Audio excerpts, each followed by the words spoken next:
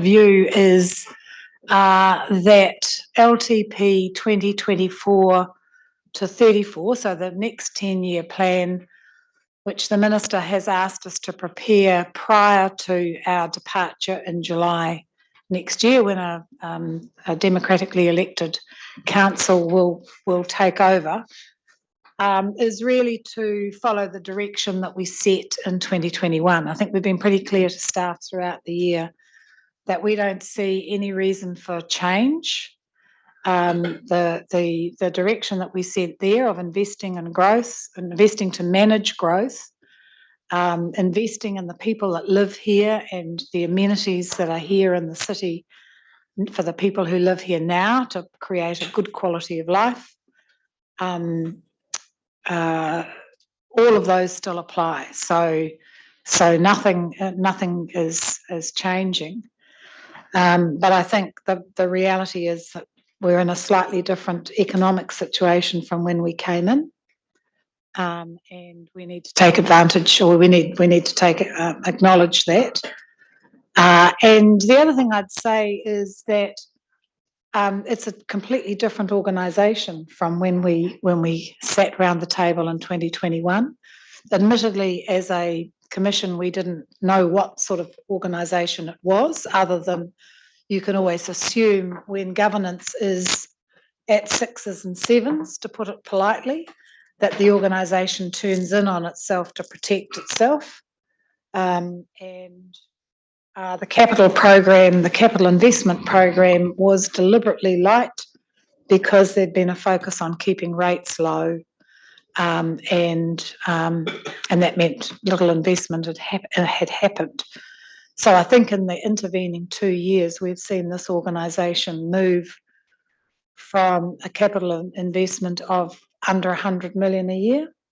Is that right? Was it under 100 million? I was trying to think of the actual amount the other day when I was talking to my colleague at Western Bay District, who have a capital investment program of about 120 million, and we were less than that, which we found unbelievable for a city the size of TCC. And we've moved from that to about 360, maybe 380. Might have been a bit more had we had a bit of fine weather in January, February, which, you know, is just an incredible achievement by the organisation. And the people sitting here at the table have to take the kudos for that.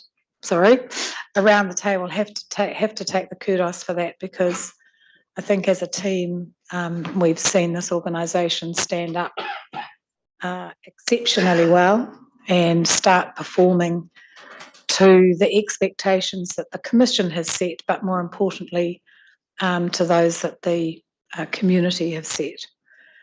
And so it's with those few words that we set out on LTP 2024 to 34, with an organisation that's in a different position, knowing that there'll be an elected council coming in to help deliver on that, and that the community by and large are happy with the direction and want to see this great city continue to grow and develop. And on that note, I think someone's going to take us through a set of slides and give us some bad news. Set the scene, Mr. Chief Executive. Thank you, Madam Chair. It seems you've stolen all my notes here. Literally, I think you've covered just about everything I was going to cover. So on that basis, why don't we just move straight into the presentation? So, thank you. Oh, sorry, man. No. Yes, right.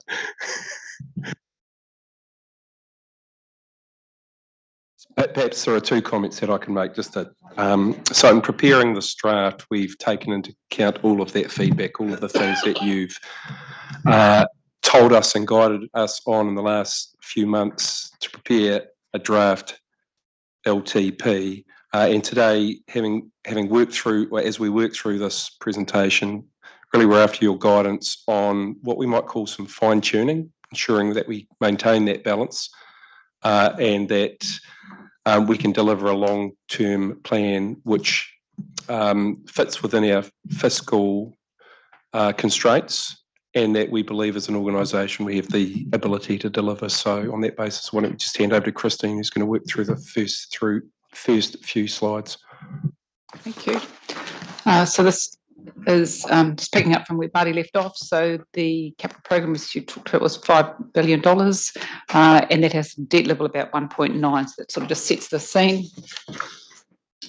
In the LTP that the Commission has adopted, there were some really key areas of focus that you wanted to have delivered. One was to do quite a lot of work in the funding and partnership space to try to get a better balance between what we were asking of our ratepayer community and our user community and what could come from growth, but also other external funding sources. The investment that you made, you focused them on a few key outcomes, housing and transport, and particularly getting the relationship between those two aligned. A significant investment in the city centre in terms of the civic precinct and facilitating and enabling economic development in the city centre. Community, which was an area that in the past had a reduction or hadn't had significant investment for some time. I think the last time there was a significant investment was the arena at Bay Park, so quite some number of years, given the growth of our city. There was a gap continuing to emerge in the spaces and places, but also the arts and culture area. So greater investment there. A focus on resilience and sustainability. So we were still doing work at that time. So you made the decision to put some provisional sums in to provide for investment, but allow the process to complete in terms of what were the priority investments and where was the right place to be spending that money. But you noted it was an important area. The focus on continuing to look after what we've got, so not to let the existing network deteriorate, so that we are maintaining it and it's continuing to provide an appropriate level of service to the existing community. And the last one there was around delivery, so not just planning, but actually making stuff happen on the ground so our community can actually see things that the rates are delivering them. So those were your key areas of focus that you emphasised to us. And as we've said, we are looking to continue that area of focus going through the next LTP. When the last LTP was commenced by the previous council, which you picked up and moved through, there was no city vision. So previous councils had not landed on an agreed position, and there'd been a vacuum in that strategic direction space for some time. So you defined that that was something that you wanted to do in the early year of your LTP period when you were here, and you commenced a process with and on behalf of the community to set the vision. That ended up with three main pillars. Environment, vision. You adopted the vision, yep. We should have had there, which is Tauranga Together We Can. Yep, correct, Tauranga Together We Can, yes. So the three pillars. A lot of it was consistent with some of the directions that you'd already set in the LTP, but made it really clear as to what the community was looking for. We then went on to create beneath that a framework for council itself, if that's what the community wanted to achieve in terms of the vision for the city overall. What would be the contribution that Tauranga City Council would make to those to that vision? And you adopted last year and then reconfirmed just before Christmas your community outcomes, which had 5 key areas. We are inclusive, value and protect the environment, well planned, easy to move around, and support business. So they are some of the things that we're bearing in mind as we move through the LTP.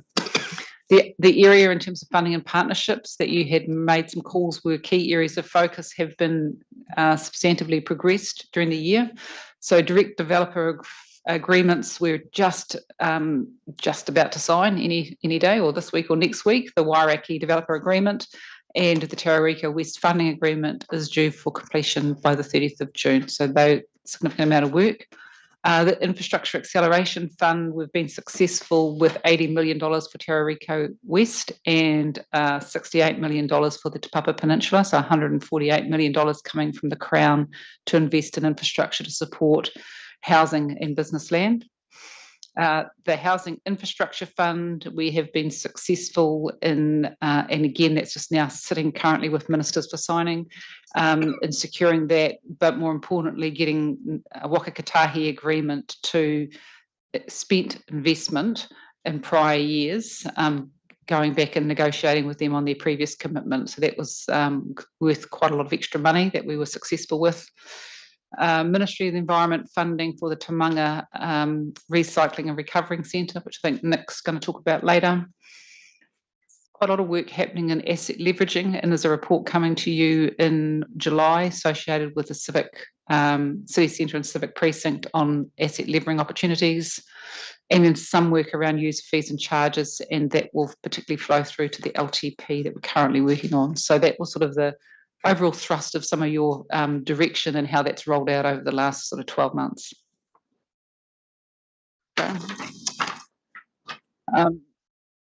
In terms of sort of the framing, so we've taken the direction from the asked LTP, as you talked about, the city visions, the outcomes, and the direction and current key priorities. We've brought through into the draft those alternative sources where they've been explored and we feel they're able to be implemented. And we've particularly focused on those projects which ensure we have delivery and that we finish what we've started, that we don't leave things half done or half undone. So those are sort of the guiding principles that the executive have used in what we're presenting as our current working draft. In terms of the, sorry, yeah. Previous slide. Is there another one there that has a focus on renewals and maintenance? Yeah, it probably should have been on the slide as well. So yes, there is. Yeah. So those are the things that sort of stay the same or follows the direction that you've set for us. Some things have changed since the last time. So obviously the external environment that we're working in with COVID and natural disasters, etc. So construction cost inflation is sitting around 20%. So that's 14% higher than what the assumptions were that were sitting behind the LTPA cost inflation, so significantly impacting on those capital projects. We've built in general inflation estimates into all of our operating costs, etc. The inflation levels are significantly higher than that.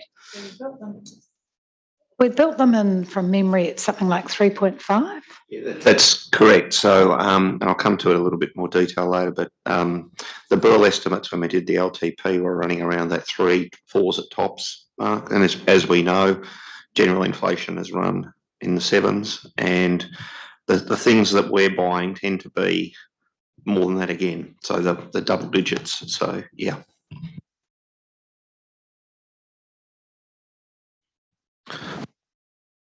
Okay, natural disasters. So the LTPA has estimates on external funding that we'd get, particularly around the civic precinct, Te Manawataki o Te Papa, and some of that was to come from national government available funds. With the national natural disaster, the government has reallocated some of that funding into cyclone recovery, disaster recovery. So our ability to access that is less. So we need to take that into account moving forward and think of other strategies to manage the funding of some of those projects. With those externalities, it's obviously driving impacts into everybody's pockets. And just going to the supermarket, you pull the trolley off and it's half empty and there's still a lot of money to be spent. Still a couple of $100. That's before you put the nice to haves in, like the chocolate. So there is that cost of living crisis. So we do need to be mindful of the impact of that on our community and how we need to think about that in terms of the levels of charges that we're setting for our community. Waters reform. So originally the waters reform was to be from 2024. The Labor government has now made the change and those are going to be implemented from July 2026, which means that waters will be in for the first 2 years of the LTP, which was different from what we had anticipated would be the case. And there's been some further work done in the transport area in terms of understanding the network condition, and Nick will talk to that a little bit more, but there is, when we talk about renewals, this is the one area where we've identified there is some backlog of maintenance and deferred maintenance. So needing some investment there and also some need for investment in the arterial network, but we'll speak a little bit more in detail. So that's the overarching what's changed since you adopted the long-term plan that we're currently working to. Yeah, it comes now. Here's the money part. That's maybe not. So this slide, I guess I'd summarise it by saying that it costs more to get the same that was before. So when we did the last long-term plan of around $5 billion, before we commenced any further work on that, that translated to about $5.7 billion of cost just to do that. That was just coming through from inflation pressures. So that's the first thing with that. The other implication is our general maintenance contracts and our OPEX budgets all inflate as well. So the general inflationary pressure comes through that flows through obviously into costs of contracts as well. So that's putting pressure on that. And the other big one is when we did the LTPA, we had an average borrowing rate over the 10 years of 3.5%. For this year, we're now sitting at 5.5%. So 1% is 10 million on $1 billion of debt. So it's a significant impact that's just flowing straight through from externalities effectively onto that. In terms of what that means, so every year, because of the size of our capital program, we turn in more of an infrastructure business and more of a capital-driven business. That flows through to depreciation, it flows through to interest, staffing costs and the like. So the bigger the capital program, the more exposed we are as our debt goes up to those externalities like interest rate movements. So that is playing a big part effectively on the program. The other thing that is impacting on that is just how much we can actually borrow. So in the 10-year plan, we've got water reform coming, as Christine said, in year 3. The reality of that is that it gives us borrowing capacity for a short period of time because a big chunk of debt comes off, but also a big chunk of revenue comes off at the same time. So one of the big things that we're trying to look through this plan, and we'll talk a little bit about it later, is about how we actually maintain and strengthen that revenue base. We've got some very large assumptions around some of the revenue and grants that we're going to get in. So, for example, Waka Kotahi has very large assumptions in there. They're going to be critical for actually being able to maintain that plan at that level. So the graph on the screen at the moment effectively shows our actual performance, and we mentioned it earlier that if we went back a year prior to financial year 2000, we'd actually see, 2020, we'd actually see that number below 100. So from 2020, our program has moved up from just over 100 million into the next year's plan at 360 million. So some huge increases through that. So just to explain the lines, the actual is on the green. We're forecasting for this year, the yellow. The red was our long-term plan amendment. And then the green is where we've currently got the draft of the 24-34 long-term plan. So you can see that the number is a little bit higher in the first year in 2024. It comes down a little bit in 25-26 to what we had in the long-term plan. In the long-term plan amendment, in years 2 and 3 of that, there was a number of large projects that effectively have now been rephased and retimed that's changed that spread. But ultimately, the cost is not that different to effectively what that looked like.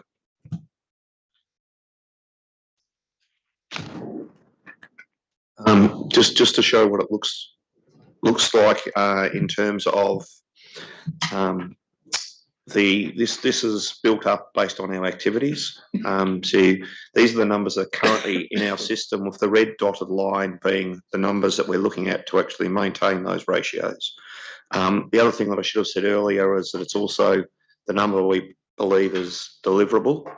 So what we've done is we've built the plan up based on how much can actually be delivered both internally within the organisation and through the contracting market. So that's currently sitting around the 400 million in year 1, which is indicated by that red dotted line, and around 3.3 billion for the 10-year plan.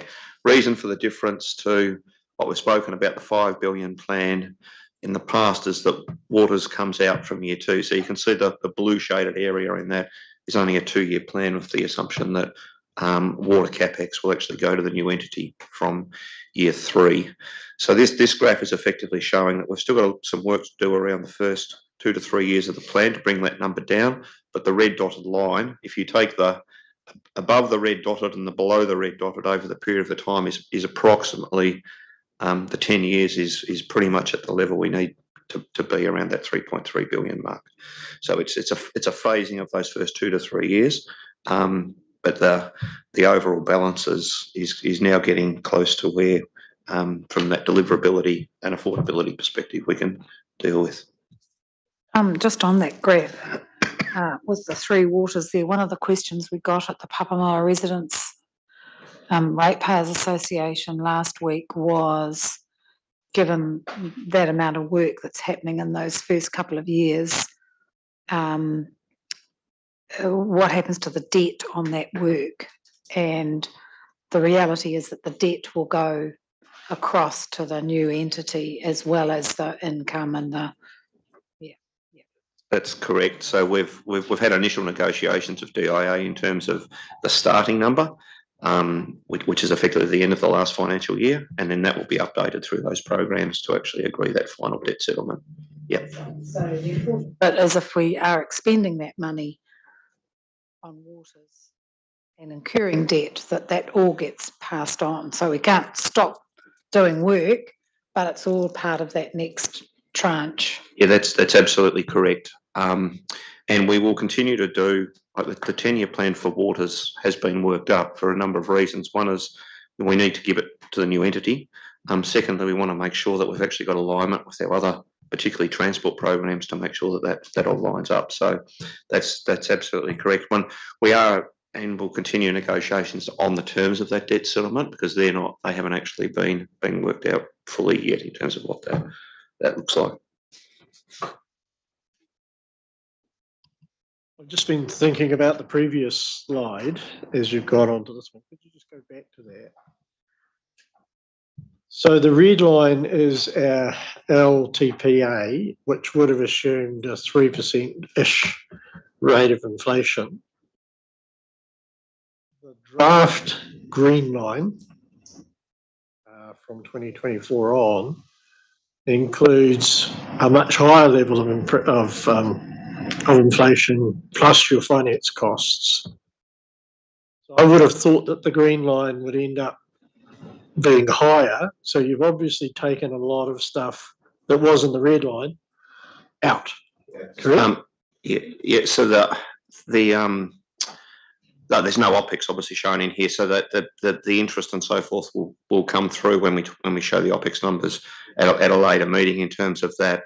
But in terms of the capital inflation, like most forecasts now are showing inflation coming down quite steeply. So that they have been inflated up in the earlier years, but we still are running around that 4% coming down to 3s into the inflation numbers from 2025 onwards. So the numbers have caught up heavily to get to the starting point, but the inflation forecasts are a lot lower going forward. Higher in years 24, 25 than the red line because of the inflationary effect. That has been, so where we started with this is our first cut year one was over $1 billion. Our second cut was down at 680. So there's been an enormous amount of work to smooth that cost out, recognising that we simply can't either deliver or afford to deliver those numbers up front. So that's been, and I think it's one point to come through, is that our 10-year plan has moved to closer to a 20-year plan because of some of those affordability elements, simply because we simply can't put the $600 million plans in the early years, which would be the case if it wouldn't be 600, but you'd be into the 500s potentially if we'd just taken those plans and not done any sort of work to smooth them and adjust them. There's already been a lot of manipulation even just to get where we are. Yes. So you've taken out a lot of the nice to haves, or the great ideas that various staff have put forward. We've looked to keep a balance in there. But there's certainly been some projects that we would love to have going earlier have been pushed out further because of those constraints. You done? Yeah. Yep. Can I just, on that next graph, so are you saying then that well, the red line is at 400 million for 25, 26, dropping to 300 million CapEx in the, was that where you think or is that just the way it's been projected, that in those outer years, because a lot can happen between now and then, and so you're dropping back to that 300 million? Yes, however, Waters was removed from the third year, so there's 90 odd million a year of Waters expenditure in the first 2 years, so that will bring it down by that amount effectively in there. But you're absolutely right, as the back years tend to become higher as we move into more planning and detail in those years. What I would say is it's like if I go back a couple of LTPs, the level of consistency over the 10 years is a reflection of the improvement in the planning and design that's gone on, because it used to be a steep drop-off, a very steep drop-off. You see, if you take Waters out, that's actually a relatively flat line within there now.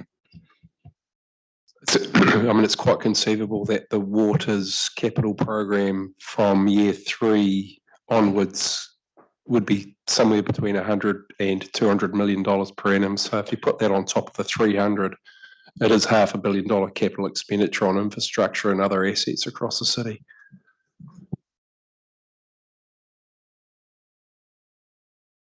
The next slide is another cut of that, and it's based on effectively showing our renewal programs, growth programs, sustainability.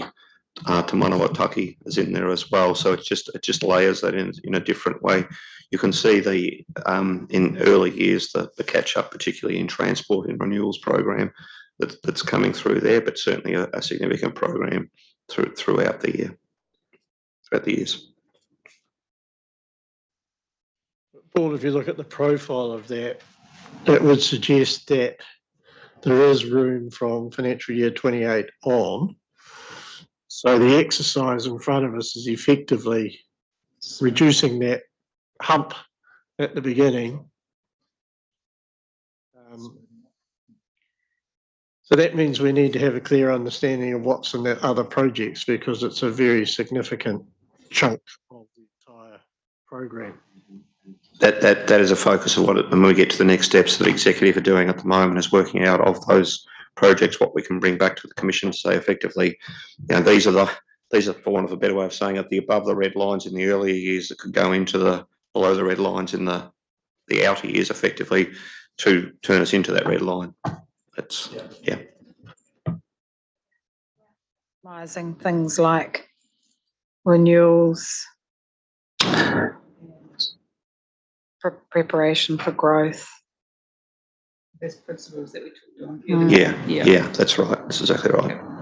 Because really, if you look at that, it doesn't leave very much of other projects. It depends on what's classed as business as usual, doesn't it? In that grey. Yeah, the bulk will be a renewals programming for CapEx though in there. Yeah. So when you say business as usual, is that committed projects in the LTPA? Not committed projects. I'm just checking with Susan that I've got that right. They will still be shown. So, for example, Te Manawataki is a committed project, is shown as a separate component of that within there. So it would be more the renewals and BAU would be more our for want of a better word, standard projects like resealing and normal renewal programs. So if you think of some of the committed projects like Memorial Park, are you telling us that that's going to be in the that will be shown in other projects? That's shown in other, yeah. The grey renewals and BAU is looking after what we have, which is the point that Bill was raising earlier, rather than new things. Right. Okay.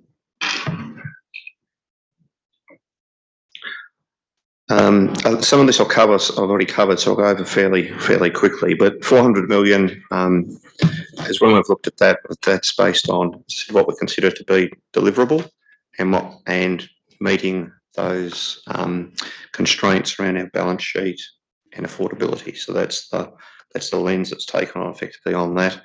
So this is really just saying what those lines meant in some ways. 440 at the moment.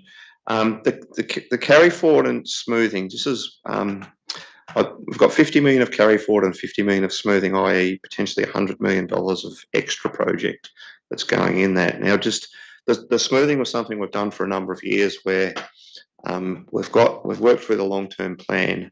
We come up with a program of say $400 million, and then we've made an assessment that we won't get there with that, and we don't want to rate for that. So we've used what we call a financial smoothing project to effectively say $50 million won't be funded in that year. It'll be funded in a future year so that we don't overrate for it. It's becoming more and more uncomfortable, and we probably saw it for the first time this year when we had to amend our debt resolutions because we're getting better at delivery. So it's a good thing in some ways that we actually need to remove it because the fact is it's been there to reflect that deliverability has been problematic. So as we've built that deliverability, we're now suggesting to take it out altogether, but it was built into the current financial year and the next annual plan year. So we're seeing that in some ways being the same impact as a carry forward. So that's why that number in the first year we're saying is 100 million needs to come down because it's not just the carry forward estimated at around 50, but also this smoothing of around 50 as well. So that's the impact of that. And then we'll never talk of it ever again. But, So I understand the smoothing. Why so we'll have a carry forward of about what 40-50 million this year? Looking at about 40 at the moment. So what makes you then think that from now on, having built the operational capacity of the organisation, why are you then and had a really crappy summer, which is our normal construction time, why are you then double whammying, if you like, by taking out the smoothing and allowing for 50 million carry? It's a very good question. I was looking for James or someone to be able to answer that question better than what I could answer it because it was a very good question. Look, it is a conservative approach that we do with it in that sense as we recognise that things do happen within the year that mean that some projects won't go forward. And we look at this year where we've actually brought projects forward, but we'll then need to carry forward others. So it is a little bit of a conservative mixture of that approach. We do have the resolution currently, and we propose it for the next long-term plan of being able to bring forward projects in the event that we have capacity to do things. So again, that may mean that we're carrying forward something, but we're still spending up to that limit.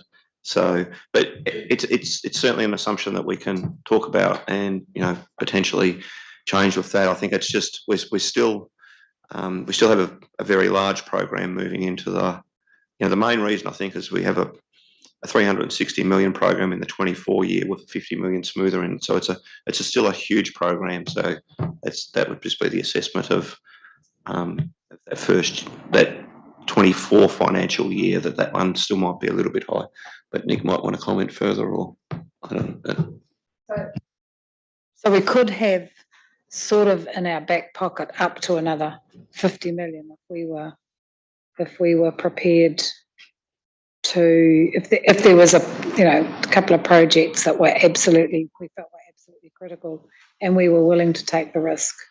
Yeah, there's two elements to it. One is that deliverability, which is what we're talking through with that. The other is obviously the affordability. So that we run a rough rule of thumb that 10% is approximately the OPEX implication of a project. So an extra 50 million would potentially put another 5 million of OPEX, not necessarily all rate funded, but it may do that. So it's a double-edged sword. It's like we get deliverability, which is great for the community getting the projects off the ground, but from an affordability perspective, rate may go up to pay for it. Might be a finance question. Is the smoothing not more around a debt profile and a borrowing plan as opposed to the capital program itself? That was the reason for it, so that we didn't we didn't believe we'd borrow that much, so we didn't want to rate the community. But sitting behind it are extra projects that project managers are diligently delivering. And it's just that it's like a finance adjustment. So those projects still exist and are still being delivered. So what we're saying is by the end of this financial year that's about to start, so by June 2024, project managers are telling us they'll have spent 100 million more than the annual plan budget for 24. And that's all the carry forwards from 23 and the 24 year, adjusting out that smoother, all coming to completion or fruition. And on top of that, when we look at the LTP, that's not assuming any of that 100 million, and we are starting in 2025 with that other set of projects, which is currently sitting at 440.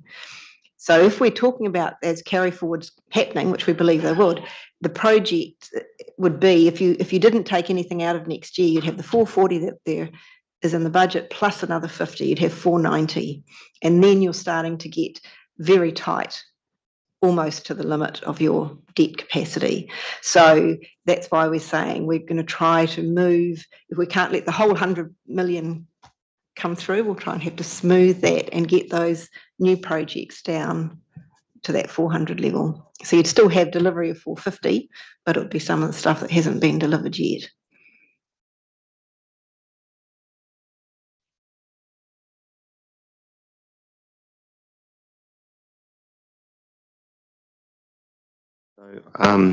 In terms of the approach that we've taken to CapEx to date, we've spoken about the change in scale and timing, so that's already been done to a large extent and will continue. And we've covered this, but just to reiterate, so focus on the consistency with both the 21-31 long-term plan and the amendment, with a real focus on delivery and value for money that comes through there, at the same time looking after what we've got in terms of our renewals and maintenance budget. So that's where we're at now in terms of what that program and how we take that forward. So the next part of the presentation was really so just clear. So having done all of that, we're at 440 million CapEx. correct. So we've got a 10-year plan that we think is around the right level, but the first 2 to 3 years have a little bit too much money in it that need to actually spread out. Everyone happy with that? So the next part that we wanted to do is just go through what that means at a group by group level. So I'll hand over to the general managers. So each of these presentations looks particularly at that first 3 years, and what we want to say is these are the things that we are focusing on that we think should be in that, sitting under the red line in the first 3 years. Have we got that right? Is there some other things that you think should be in there, or do you think some things that we've got in there should move? Just sort of a bit of general guidance, and then we can then go away with that informal direction and frame up then what we think should go out above the red line and should be pushed out. So that's sort of the purpose of this. So strategy and growth and governance. So it doesn't have any capital, but it does give guidance to the organisation around our overall approach to growth. So in the first 1 to 3 years, focusing on that infrastructure to enable Tauriko West, we have funding arrangements in place. So the issue is around debt that sits on our balance sheet until some of those funding arrangements or cash flow starts to flow in. So it's sitting in those early years. A level of investment to support intensification. It's a core part of our growth strategy, predominantly into Papa with some smaller amounts, relatively small in Otomotai, and some provisional sums for Mount Maunganui awaiting the completion of the main spatial plan. Sorry, can I just go back to Tauriko West?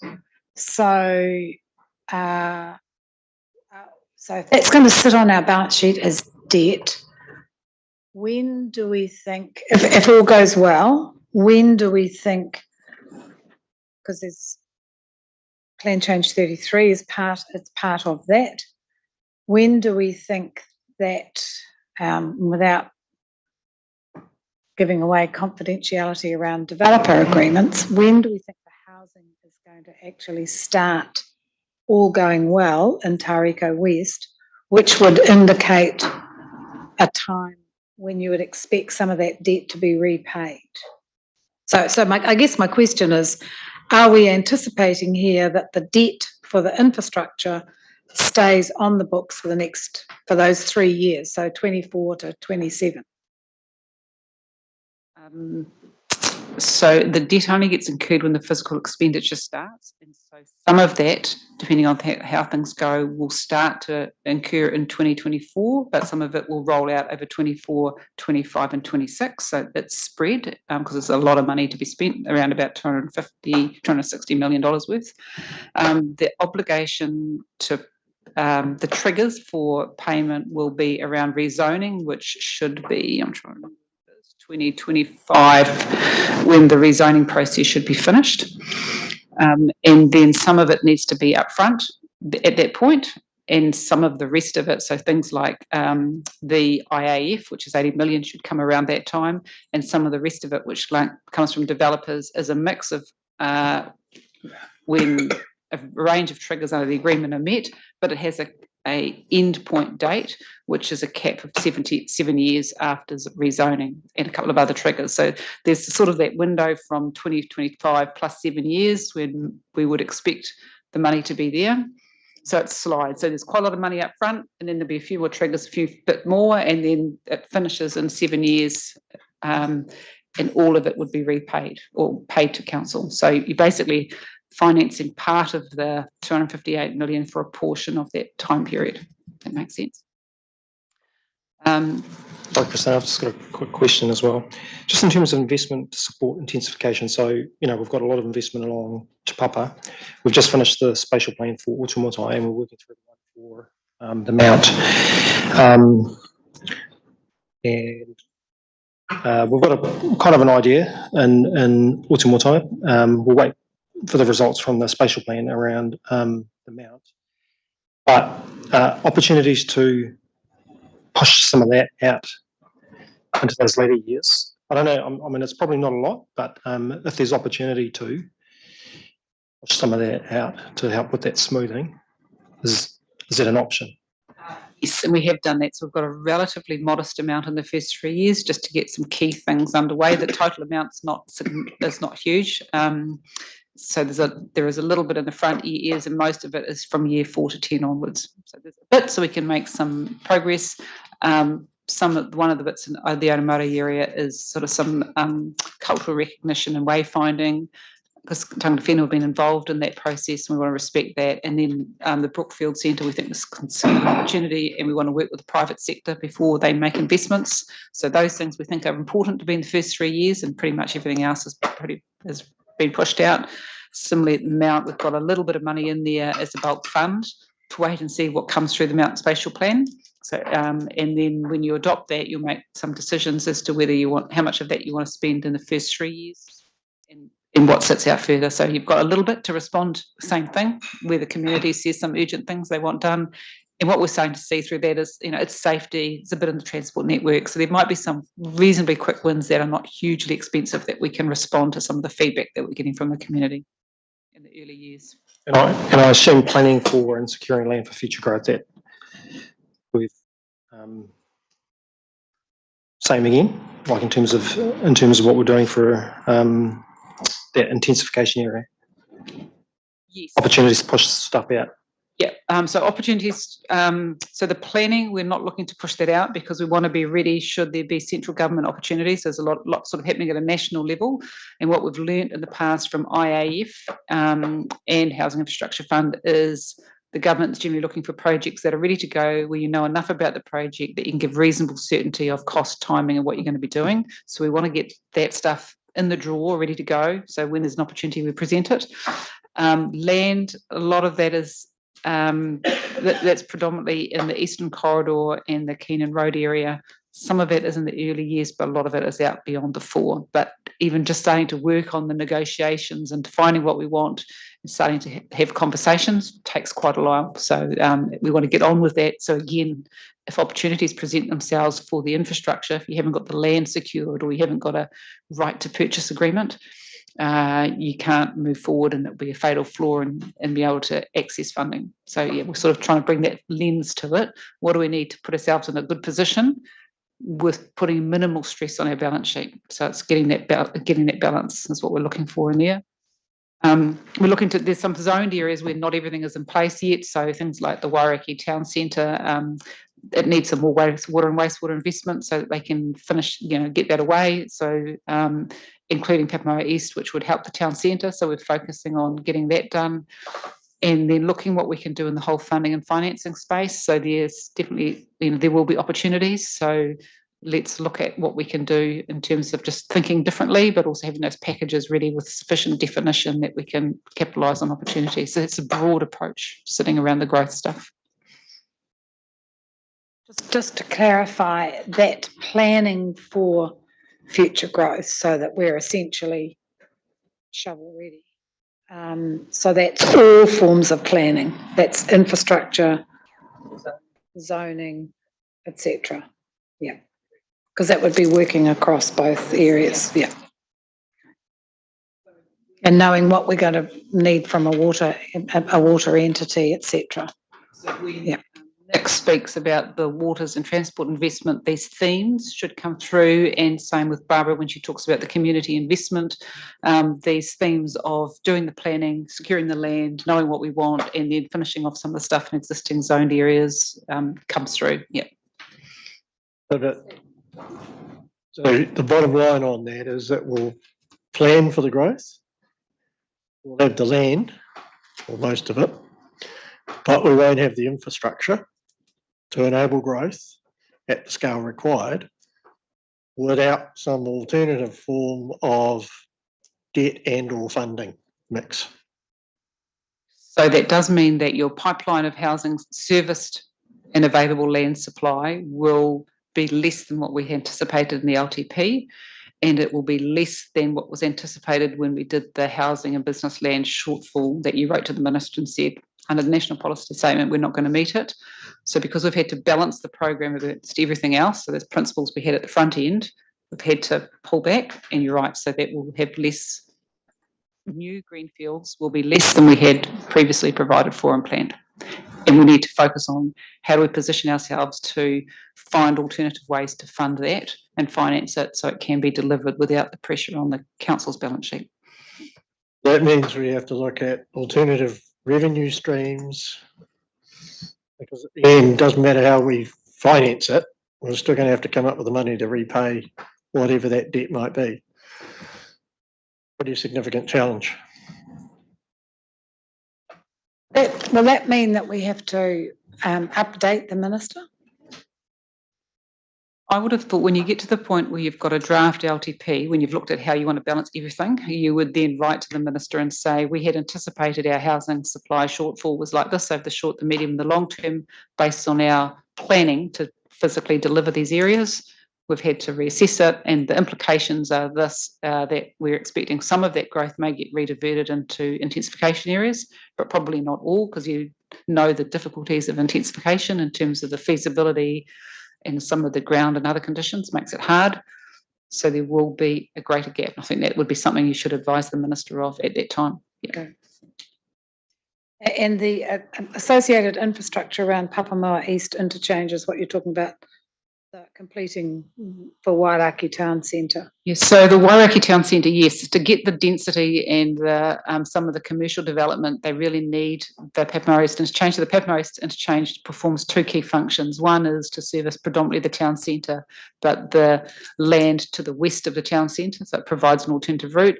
And then the second function is the Te Tumu urban growth area. So we're now not putting in a capital investment to enable Te Tumu land to come on stream, other than the planning and land acquisition.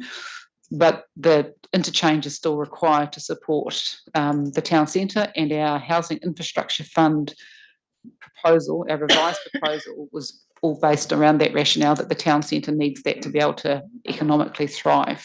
So it's still part of actually completing zoned areas. It's part of that approach, yeah. I wasn't questioning the interchange, it was the associated infrastructure. So, yep, so there is the main road that links Papamoa East interchange to the town centre, and we need to put the road in place. It makes sense to put the water and wastewater pipes in there rather than dig them up. So it is only that infrastructure which would be nonsensical to go back later on and try to invest. All the rest would be subsequent.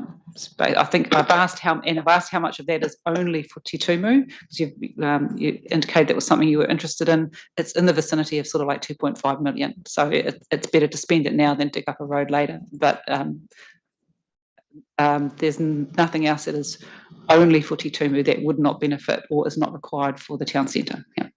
We have some obligations in terms of Wairaki Town Centre and developer agreements. So in terms of we talked before about the Wairaki Town Centre developer agreements. So in there, the Papamoa East interchange is one of those obligations that sits in there. Yeah.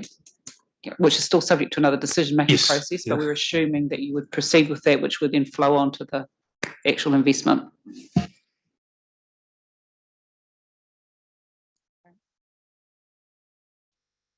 The decision wasn't made on Domain Road to join up the interchange with the town centre. Yeah, okay. Christine, it would be unlikely that Te Tumu would be zoned unless the interchange was in, correct? You could zone it, but you would have staging rules in the plan change that says that development couldn't occur until that infrastructure was in place. Yeah. So the ability to actually develop would be linked. Yeah. If not from some of our Crown agencies, partners, by the residents of Papamoa, I would say. An extra 15,000 people living down there trying to get down that cul-de-sac wouldn't go down too well, I don't think. Yeah, no.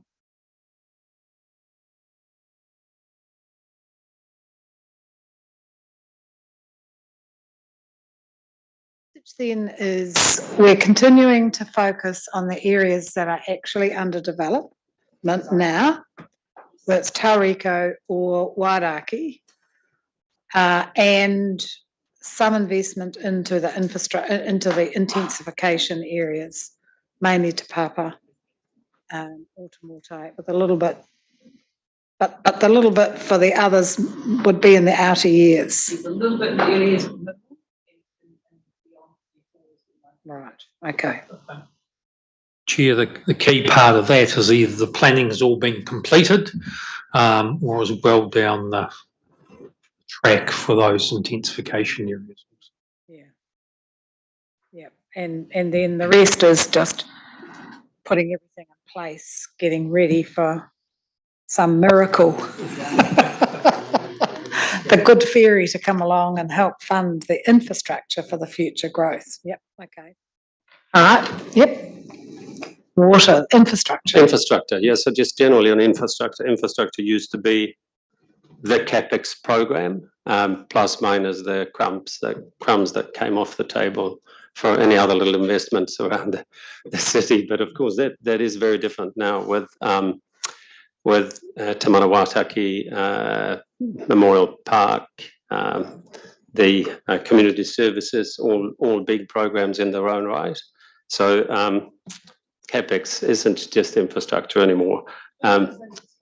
Yes, but there's so much more. There's so much more to it than that. And we do have a very big program ahead, albeit not as big as we looked at it when we set out on this LTP.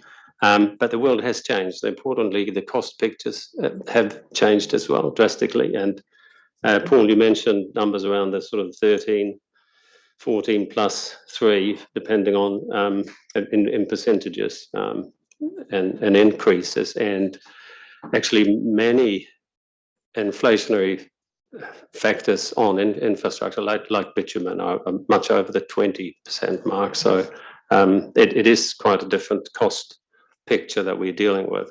And if we compare with this year's program, my group is coming in at about $180 or $190 million spend.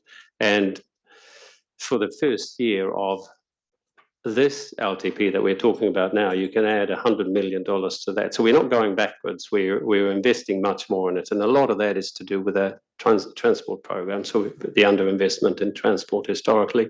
So we are making up for that in the new program. And we've also got the Te Maunga upgrade in there as well, which helps boost those numbers. So waters in the first couple of years.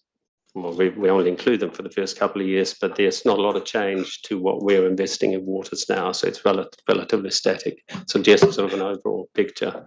And last week I took the chance to call a few of my peers around the country who the general managers infrastructure for a few cities, and obviously the problem we're having here is not unique, and they're trying to put their annual programs together, let alone what we are doing here a little bit earlier than most, looking at the LTP. So they're very similar challenges right around the country. Leading into the first point here and keeping up with critical renewals, what we do have though, and I think we're quite unique in this regard, is that we have got a very good knowledge of our assets. We've got an amazing asset services team, and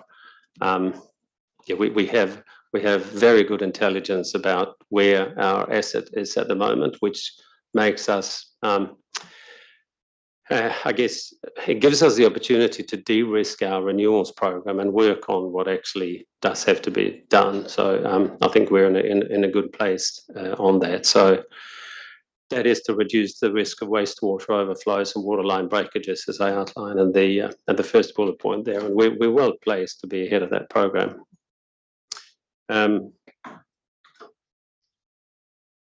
Also, waters investment, we're wanting it to align with the growth approach, particularly Tauriko West and Te Papa. It sort of feels like a bit of a given, but that is in there. The city centre development as well is included. And of course, waters follows transport renewals and development. So Whanganui Road, the last stage of that, for instance, and Cameron Road Stage 2 are good examples of that, where if we're digging it up anyway and there's waters infrastructure that's coming to the end of its life, then we obviously do upgrade that or renew it. Planning to move towards a water sensitive city. It is a very, very big focus of ours to make sure that we don't just not use the water that is available to us. And of course, also upgrading assets for resilience, and that's the Cambridge Reservoir trunk main, for instance, as one of the examples there. Here's a list of the projects. I don't know if we need to go into any of the detail, but this basically just underlines what we talked about in terms of the investments that we are doing. Trunk water system in Wairaki, Papamoa, to follow that growth area. Second bullet points. It's basically just optimizing the Waiare treatment plant.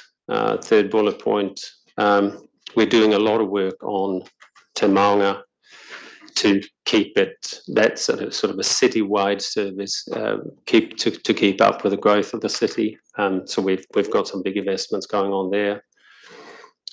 Growth areas is the next point, and finally renewing and growing waters infrastructure in line with Cameron Road and the city centre developments. So we think we've got a good balance of maintaining what we've got and investing in growth. Questions on that's it on waters, if there are any questions on the waters part of. So Nick, does that mean, so the Department of Internal Affairs and the water reform process will require us to meet a certain level or demonstrate that we're meeting a certain level of investment? What's included in the provisions so far, will that meet that test? It is untested at the moment. Well, we gave it a little test just last week, didn't we, Paul? Which we got across the line, but it's not. What we need to report on is the change from the last LTP.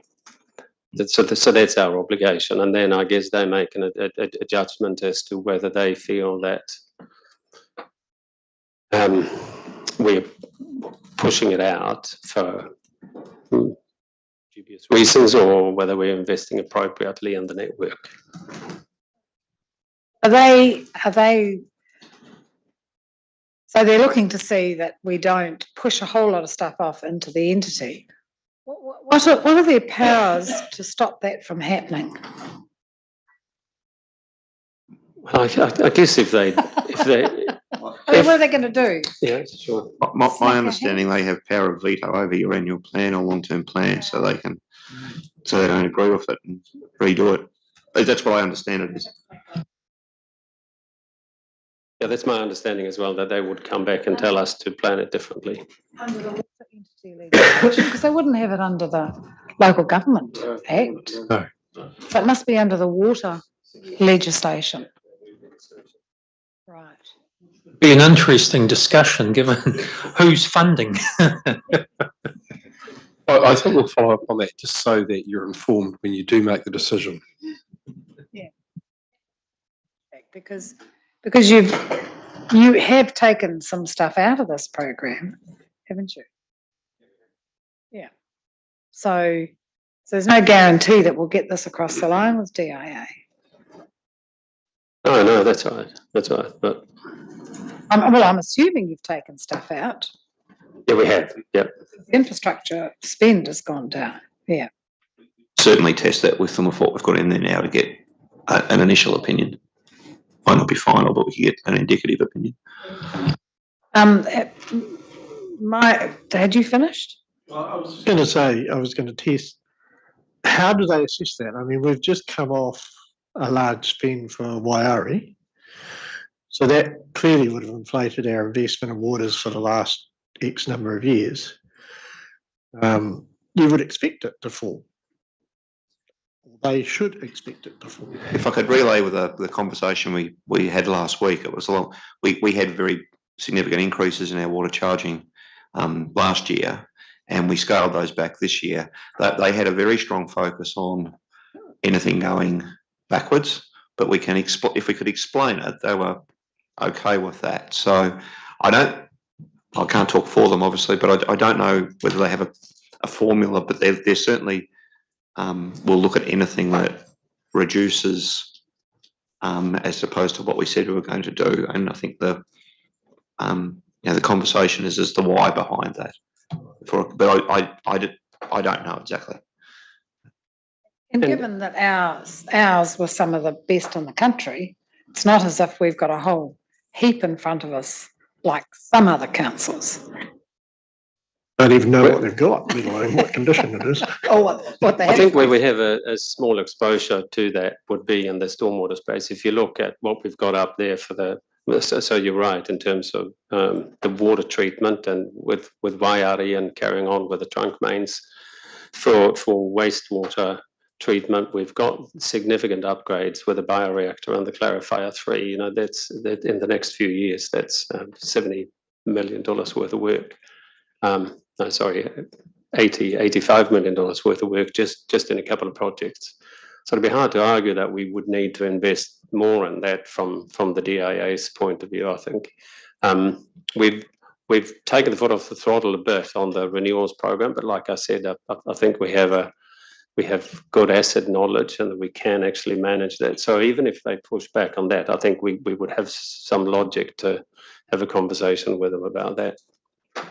Nick, you mentioned stormwater. I mean, we've invested significantly over the last decade following those floods in stormwater. So that's right. Yeah, and the picture is in favour of us, I think, despite doing things a little bit differently for this LTP, but untested. So then my question was on the so exactly that 80 million odd on the bioreactor and clarify. We have to do that in the next 3 years.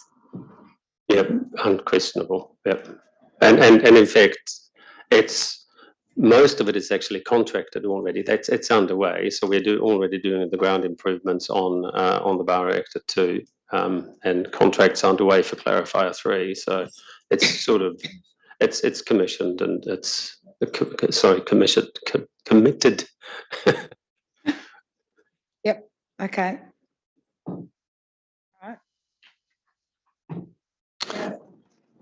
Transport, so that's a big growth area in terms of where we're landing for the spend. And if you can recall the lava diagram we looked at, we had pretty much a solid grey line at the bottom, which is the transport investment of 107 million or thereabouts over the 10 years.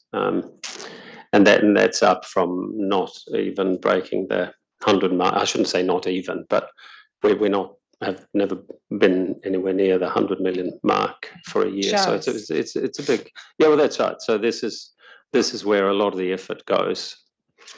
And then again, a string of projects that basically support the notion of what CJ has talked about, following the growth areas. Cameron Road Stage 2 design and construction, Tauriko West enabling works, that's a big one. Connecting Mount Maunganui, so that's the Hewlett's. This is our share, if you like, That's of what's emerging from the Hewlett's Hull Tortora. Yeah, that's right. So that's I think from memory now that sits around the $200 million investment from us on the local road upgrade.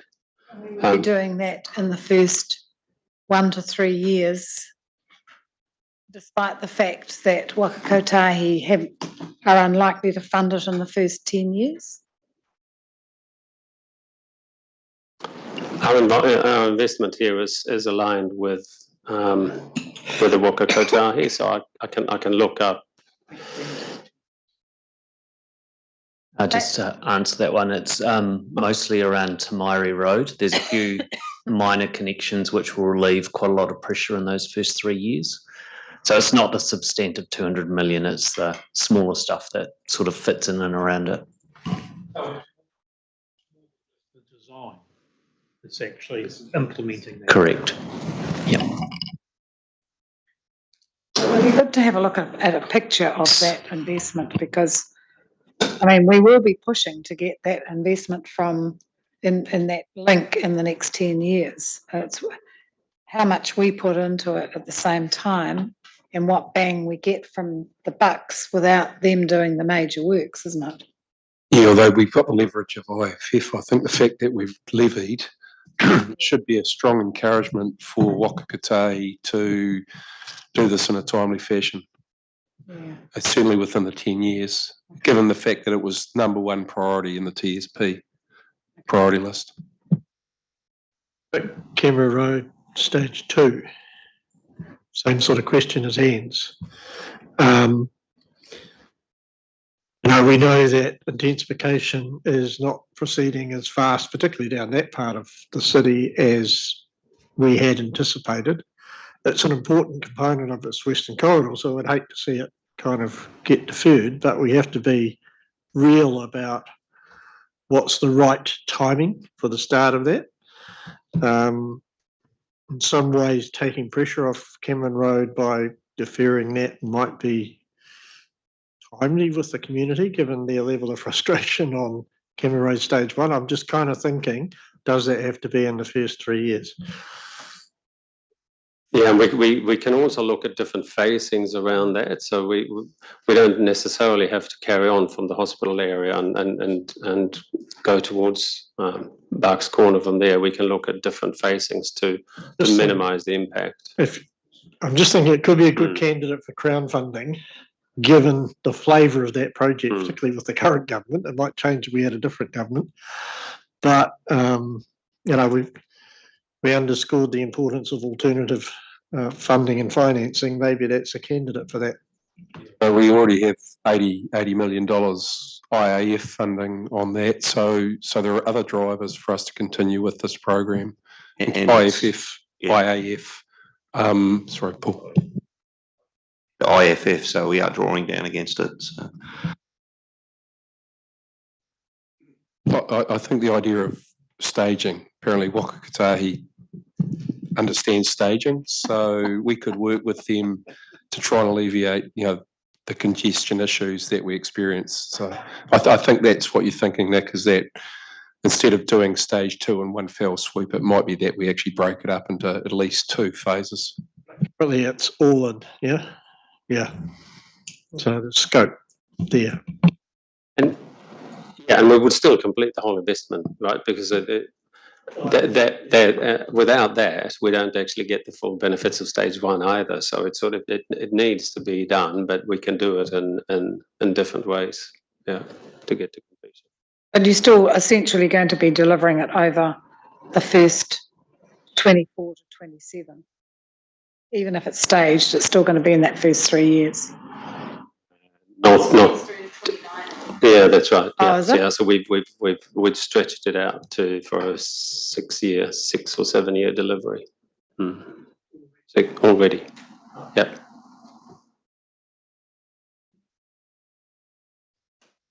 Okay. I think that's a bit of a worry, though.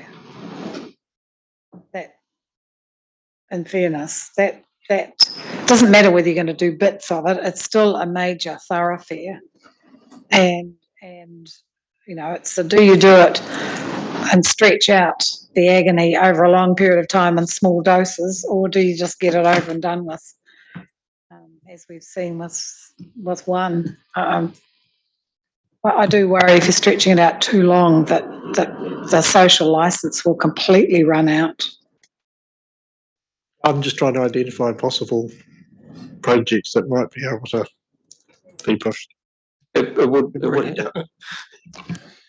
So there are pros and cons of stretching it a bit, because the impact on the thoroughfare would be less in some ways. So for instance, say that the next stage we do is towards Barks Corner, or the most sort of southern end of it, just to keep at it. But there are opportunities like that. Yeah, it won't hurt so much. It'll just hurt for longer.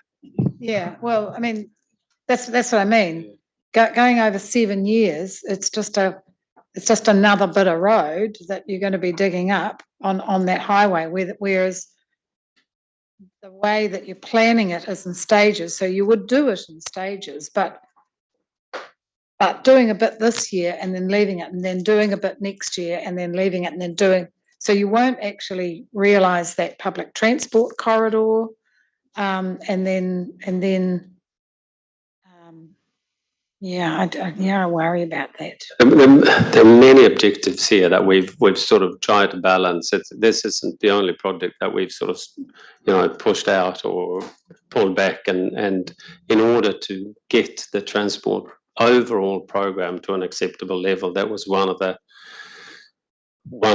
tools we used. But we'll keep working on this and see if we can come up with something that would deliver it quicker, and see what we can do different in the rest of the program. So it's good feedback. And it'll also be subject to a formal business case coming to our council and arguably the regional council as well on Whakatae. So the three parties essentially will have to agree on the program of delivery. Yeah, and timing, and IAF. Of course, I imagine, I'm not sure whether or not there's anything in our funding agreement with the IAF funding that we can look at that. So there are a few factors here that might determine how quickly this is delivered. And the other area, so the accessible streets area B, I never remember which area that is, but we are also, because they're hellishly expensive, we are also going to be looking at what Wellington's trial as to whether we can get better bang for our buck. And some of that's mainly around cycling and pedestrian, isn't it? Yeah, that's right. So that's Automoto, Brookfield, Judea, Mapua. That sort of circle. That's area B, and you're right. It is a big investment, but that's also one that we've pulled back quite considerably on from the original business case. It's coming back to you shortly, I think, in chambers. Yeah, so. So there are different areas for where you can do also what they do in Wellington, and I think some of the areas where they sort of paint a line on the street to let people know that there's something new coming or something else coming, and that there will be a cycle lane. That they're not sort of circular routes like this that actually pick up quite a big area. And turn it into sort of a loop. There's sort of more spoke and hub model going into the CBD of Wellington. So it depends a little bit on, it's horses for courses here. And I guess we feel that we've struck a good balance with the level of investment that we've got for that area B in terms of what it's providing mode shift share type arrangements. My understanding is that some of what they're talking about is not just a line painted, it's still a physical separation. I've seen some in Havelock North where there is a physical separation.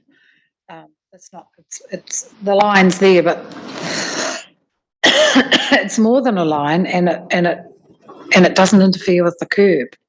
Yeah, that's right. Yeah, so that's the expense comes. Yeah, that's also has So a big some of that impact on might the be. cost. Yeah, that's right. That's right. Yeah, I think we need to organise a bit of a fact-finding mission, going down there and actually understand what they're doing and What it see is whether or they're not see whether it's not something we could learn and adjust to from here. One question I did have on Cameron Road though: have we picked up on the 75 million that's required to replace the 100-year-old pipes going along Cameron? We've picked that up and it's in there. Excellent, thank you.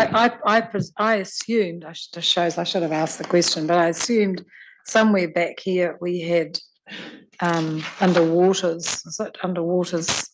Somewhere we had, renewing and growing waters infrastructure in line with Cameron Road upgrades and city centre development. I presume that was old pipes where we were doing up the road, old water pipes. Yeah, that's correct. It's something that wasn't identified in the original long-term plan or a long-term plan amendment. So this is new 75 million of new funding that's essentially been identified. Which is why we're pushing it out over 7 years. Yeah, I think it was always there. We just collected it from different buckets, so it's there. Yeah, it's going to be hard to take some stuff out of here, isn't it?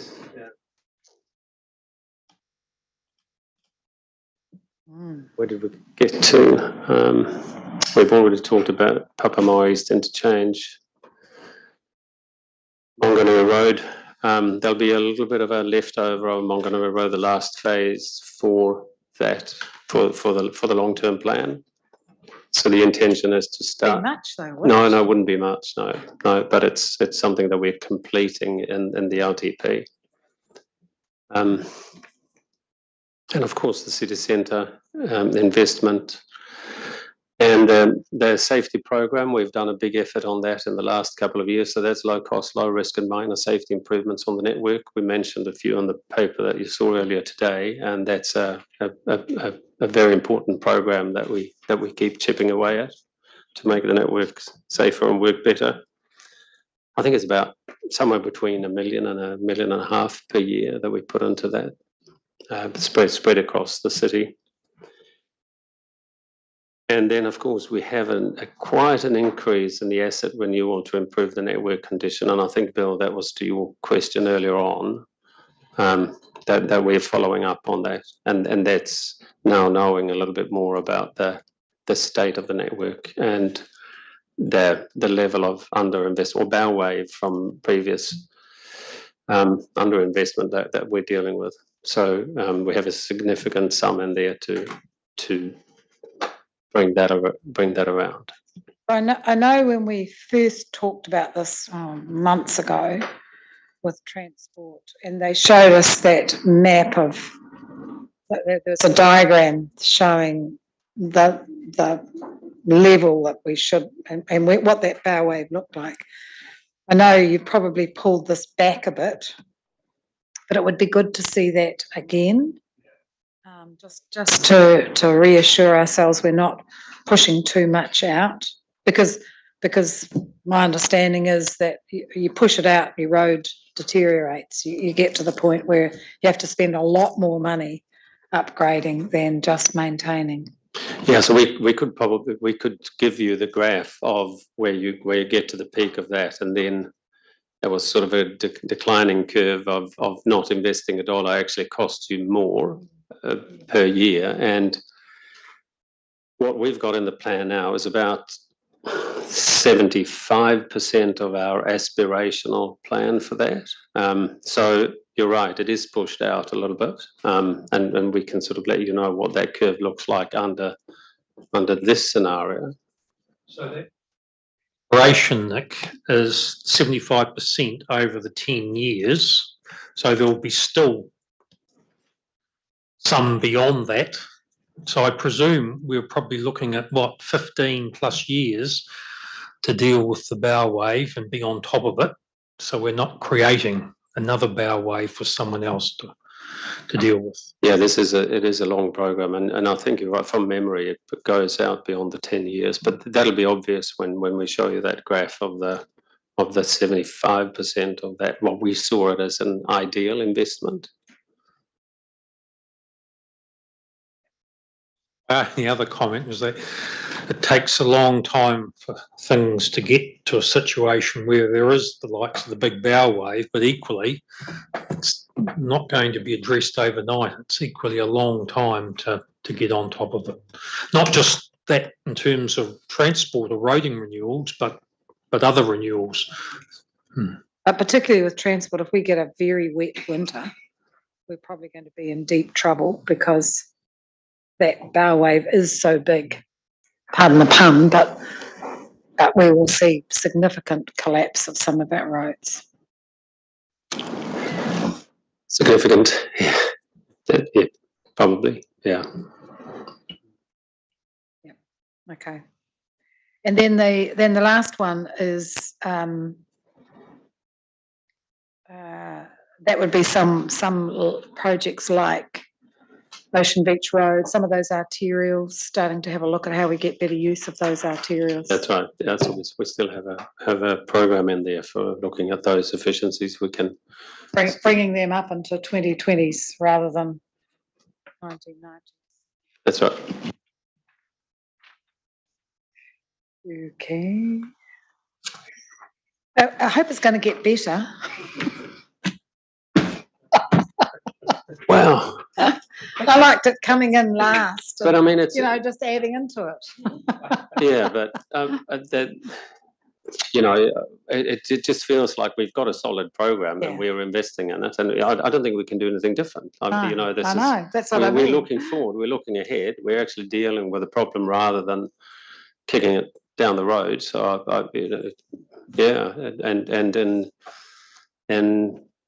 and the first year of this, we're going to spend $100 million more on transport than we are at the moment, and that's a massive improvement, and it will be a massive improvement in throughput and safety on the network as well. Thing is, this is a long game though, but we think that we've built internal capability and capacity to deliver on it. We've worked with a sector for a couple of years now to build up their understanding of what our program looks like. So they've sort of helped build their capacity to deliver on it as well. So I think things will happen, things will go wrong, but it's never a red carpet rolled out for us, is it? There will be big issues, but in terms of dealing with it, I think we're doing everything we can. It's a positive story. You're going to make some comment, Lou? I was just going to ask Nick to circle back where he started, and he did without even asking. Mentioning the fact that there's $100 million more there in infrastructure investment than there have been in previous years. So if we can deliver on that, it'll be a remarkable achievement. Okay, sustainability and resilience. So key projects and initiatives for year 1 to 3 there. We have a bridge resilience investment program, and that is actually coming to the strategy, finance and risk, how we've shaped that program up. So next week, we're talking about that here in Chambers, what that looks like and the logic behind focusing on those bridges in that program. Another resilience project is the Cambridge Reservoir Trunk Main that we talked about before. So that gets a resilience component in that investment. The Oakville Drive Pump Station as well, $12 million goes to that one. And the Wairakei Pump Station and Racing Main Resilience Project as well. The Opal Drive Pump Station is already underway, and the Wairakei will follow straight after that. And then, of course, the solid waste program with the Tamonga site construction and demolition waste facility getting underway. So that's another big investment of ours. And that's also funded out of that sustainability and resilience component. We're not double counting Opal. Opal Drive. No, we're not. No, so there's, yep. Okay. Sorry, just the solid waste, that takes into account the funding we got from MFE? Yes, it does. Yep. So there was a good $22 million investment from MFE originally, and that was part of that was the curbside project, and part of it was to invest in the upgrade of the facility for recycling, and importantly, that construction and demolition waste facility is a massive improvement to that facility.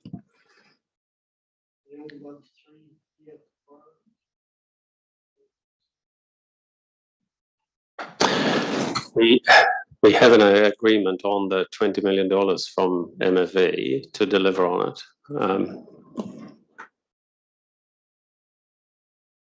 And of course, every year we push it out, we keep cutting stuff over the hill as well as it is. So that this is it's I guess it's broader benefits than just getting rid of the demolition, but it's less cartage and much less carbon footprint. Sorry, Nick, just in terms of the bridges, the resilience program. So that 39 million, that's for the first 3 years. That's not stretched out over 10. Oh no, that is for the year 1 to 10.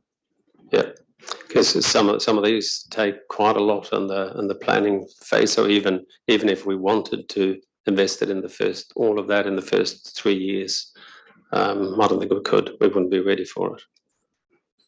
What proportion of that would be in year 1 to 3? A smallish part. Susan might be able to help. Yeah.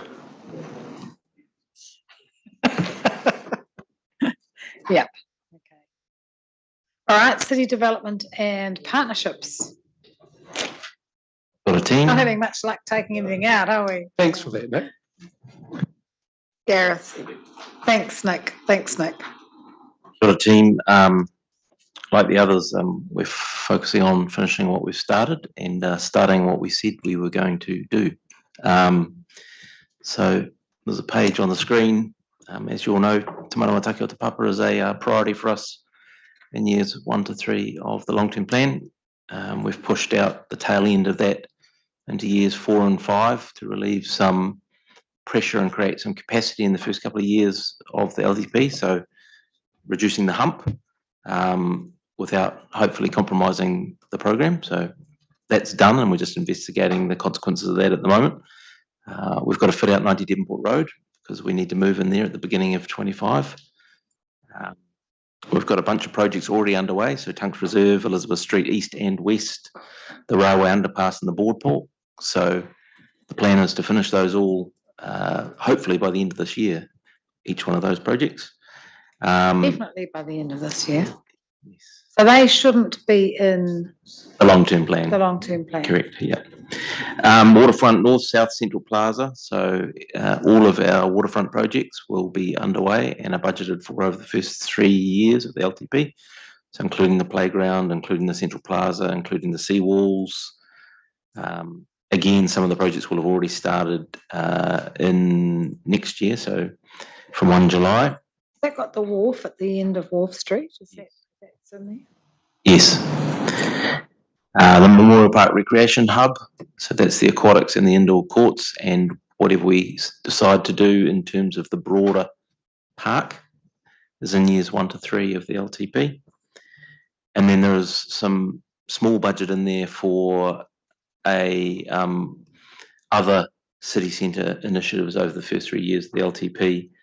So in particular, supporting the transportation team with some movement framework initiatives, some work on sanctuary spaces, and like we've talked about, connecting projects that we've already done. So we've done to the railway underpass and to the bottom of Tunks Reserve. So let's focus on finishing that connection because then it's done. Those types of things. Part of our portfolio is the Bay Venues Capital Program as well. So they have a capital program in there over the 10-year period. It's quite low in the first years, but then consistent spend across the last 7 to 10 years of the LTP. It's a good way to deal with it because a large part of that will be the Memorial Park. Yeah, that'll definitely be a facility that they take on and run once we're done. So yeah, there's a lot in there.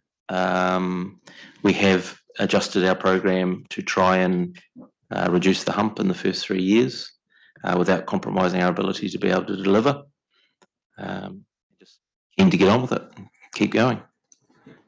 And the stage 2 of the walkway to Memorial Park is still in there, although a longer process. Yeah, we've put an estimated amount for what we think it will be. It won't be till the end of July that a paper comes back with some high-level costing estimates on that, but we have put in an amount in year 11 of the long-term plan. Or Year 11. Year 10 plus. Okay. Any questions on that? All right. So funded in that lot is the Tunks Reserve. That's already underway, and will there won't be anything left in 24. Yeah, that line probably be should have come complete? out because if all things being equal, every single one of those projects in that line will be completed before we start the LTP. Just on that one as well, Monty Devonport to fit out.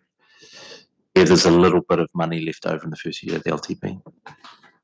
Most of it's this coming financial year.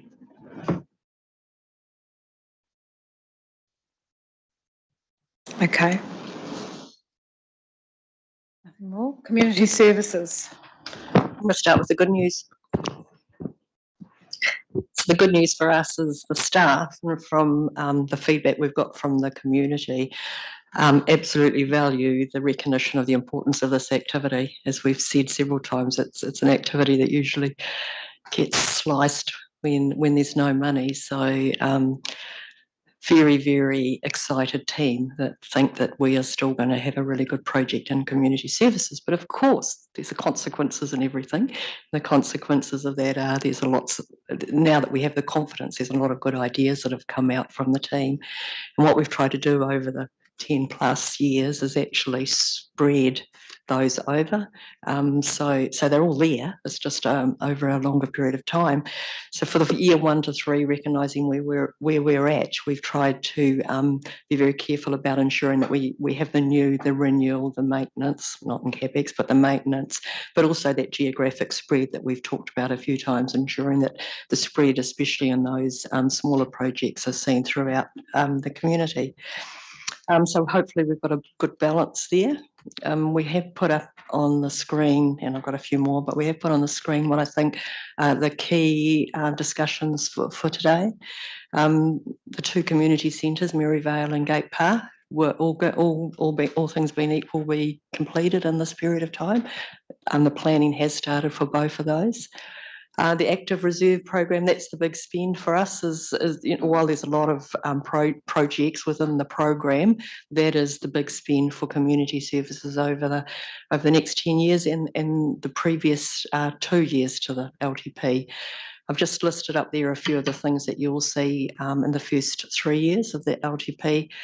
Recognising, of course, that we have started the project. There's a lot of work being done, and there is work being done both this year and next year to deliver on some of those, but also to be ready, doing the investigation, ground investigation, and the planning and consenting needs to happen before we can start on the year 1 to 3. And of course, we need to be agile for potentially some of the other projects that may or may not be in the LTP. The Aquatic Centre and Stadium are 2 examples. We and of course, the reason you have to be a little bit agile is that we have to work with codes throughout this whole process. So not only is it a project that is a jigsaw in effect, it's also working with a lot of passionate people about their code, which is exciting, but it also adds a little bit of a challenge, making sure that it all fits together and everybody can, I guess, be on the limited grounds that we have. The renewals, play, nature and biodiversity, numerous projects in there. Lots, I think, sort of 60 to 80, all of projects that are, in some cases, are $100,000 or $200,000. But we think that one bullet point is actually where the community really value the stuff that we'll build. It'll be the playgrounds, it'll be the shade cloth, it'll be the toilets. So that's the stuff that will be a particular challenge for us to make sure that we spread it over the community. Cemetery master plan, yes, great. I mean, I don't know if you've been out there, but the chapel there is, I think, 40, 60 years old, and kind of looks like it. So while that's not in the earlier years, it's certainly in the 10-year plan with a bit of planning in the 1 to 3 years. So I thought it was worth mentioning that's something that I think is well overdue. And I know that when I talk to the staff out there, they have never put it on the program because we're not allowed to ask for more money. So it's good that it's in the program, albeit in later years. A couple of things that I would like to add is that city operations, 1st of July this year, we got 44 staff employed, ready to go, and we'll pick up this is operation, I know, but so we're ready to go on that first big contract that we're bringing in-house, and 1st of July 2024, the first year of the LTP, we'll see that all of the significant projects being handled in-house. So there is still some money in the LTP for ongoing purchase of the kit, the plant that they need. The other thing that I wanted to just touch on, while Gareth's team are building the museum, our team it's a totally new activity. So we have to be ready to operate the new museum. So there's a lot of work happening, just starting now, to ensure that we're ready to open and ready to have programs through the first few years of the opening of the museum. Just touch on, I wasn't going to, but touch on growth. You mentioned growth earlier on. I was going to say our spend on growth is in later years, but I've changed that. I'm going to say our spend, our planning will happen now, our spend on the growth projects will happen when the Good Ferry's being. Yep, okay. We put Gate Par back in, but I was going to ask how realistic, I know we're doing the planning that, but how realistic is that the construction will happen will be completed in years 1 to 3 of both of those community centres? Because they take about 18 months, 2 years to actually construct, don't they? Well, we've got the design already done, so there's been quite a lot of work done on that. The idea is that they will go out together as a further, the design to building consent and build contract. So the team have quite a high level of confidence that it's doable. But it is like everything, particularly in the building industry. Hope we need to have building firms that are able to deliver. But there is a high level of confidence. It is an exciting project. People will be interested in building these. So.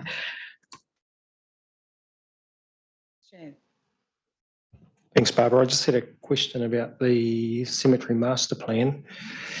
I kind of tweaked my thought in terms of the paper we had today with the fees and charges. What's the fees and charges from the burials? What does it actually pay for? Does that fund any of the? Was there a potential for that to fund the facilities and things out on site? I'll have to get Paul or Catherine to confirm that, but it is within one activity. So the more we earn, the higher ability we have to pay the debt, the interest from any loan that we get. And I guess the way we're tracking very well without increasing prices, but we will look at those again for the LTP as well. Does that sum it up, you two?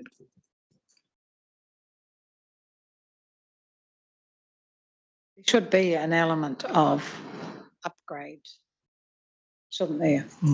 You want it, you've got to be careful to balance it, but there should be some element, the facilities have to be continually upgraded as people's expectations. And part of that also is that recently you've okayed the purchase of another cremator.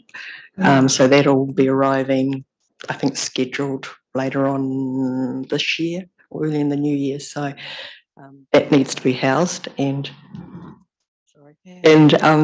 obviously the other cremator will allow us to attract more business. Yeah, we have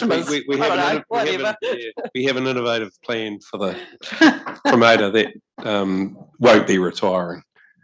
Anyway. My sister down in Marlborough lives along the road from a pet cremator. Yes. Man, yes, because I mean, my husband had our old dog cremated. It was actually sat on the mantelpiece for 5 years. I mean, people get very attached to their pets.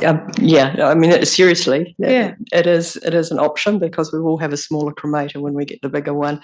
We're also invested in a cremator that will take bigger coffins, which there's not. I mean, certainly not in Whakatane. So there is an opportunity that more people will come to Tauranga. You're responding to the market.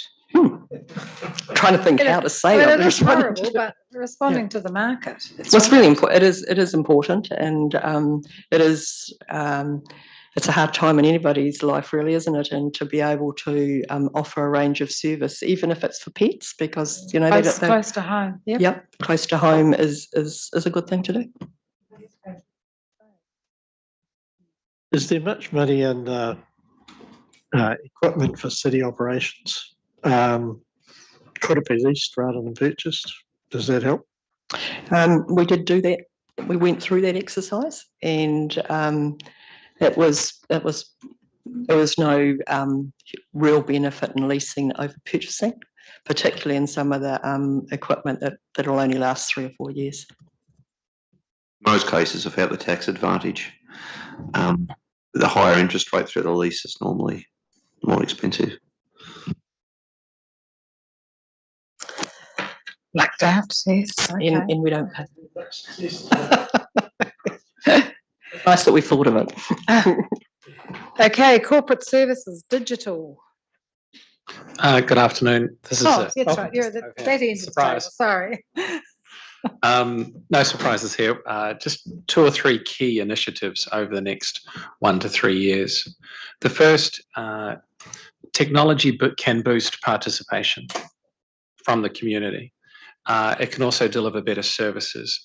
And the idea is that with real-time parking, self-service kiosks, we invest in delivery of some of that in that period of time, but also the data that comes off the back of it will help us transform the community experience as well. We'll be able to predict and act better. And the team is very excited by that. The second is we have an older platform called Ozone, and it manages our regulatory, financial and customer service workloads. So it's time for a change there. So that'll be a priority for us. And I'll hand over briefly to my colleague in regulatory and compliance. But from a technology perspective, self-service functionality through a lot of our regulatory and consenting processes is achievable, and it can improve efficiency and provide timely and more accurate information. So that's about enhancing compliance and streamlining regulation and removing it from the customer's experience, but also for our staff as well. He said.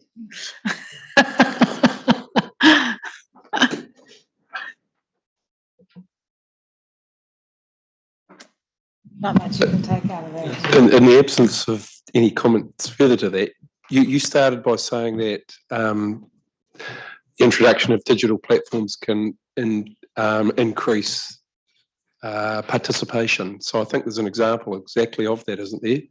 In the platform we've just There is. created. Yes. So a number of ratepayers have given permission for their emailing address that they have for rates to be used for distribution purposes. And we stood up an engagement platform to ask ratepayers in part about things like the amount and the amount of spatial planning that we're doing over there, but also do they want to receive more information?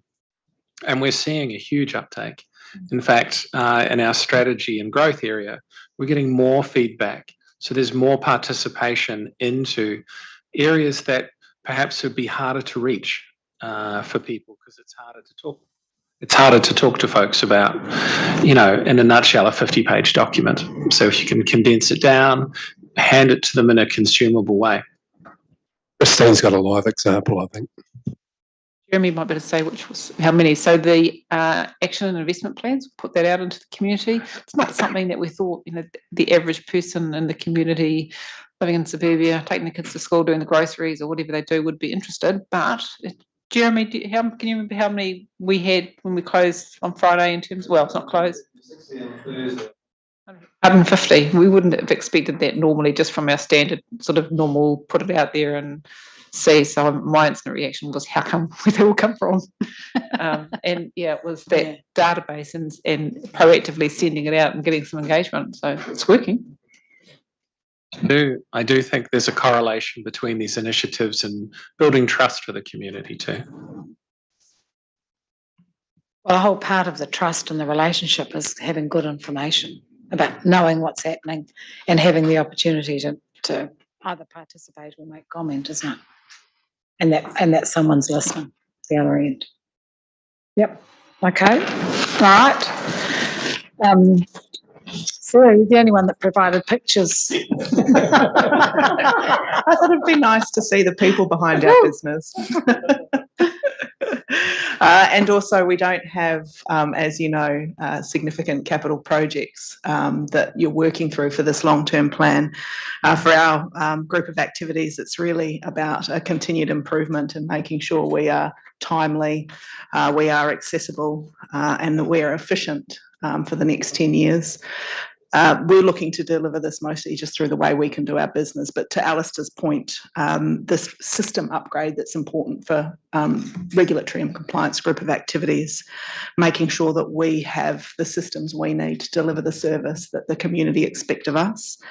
I think it's really twofold, and it builds on what we've seen through Objective Build and our move to Objective Build, and also as we move to SAP for the business itself, it becomes an efficiency, being able to track applications and licenses through processes, making sure we can plan through the pipeline, so knowing at what point in time we're expecting significant license and application load, so we're ready for that and it doesn't cause that backlog that we get into.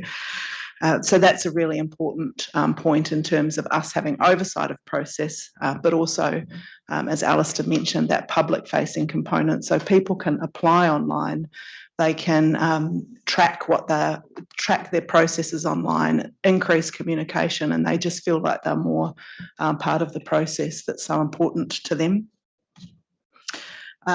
And I just mentioned that it's not just resource consents and building consents that applies to. For all our bylaws where we've got licensing implications and people come to us because they need a thing for us, that's where that whole system improvements comes from.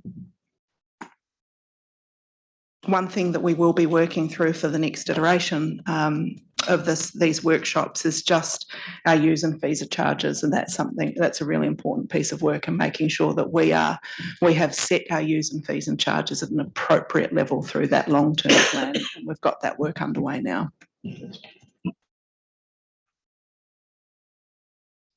Okay, finance.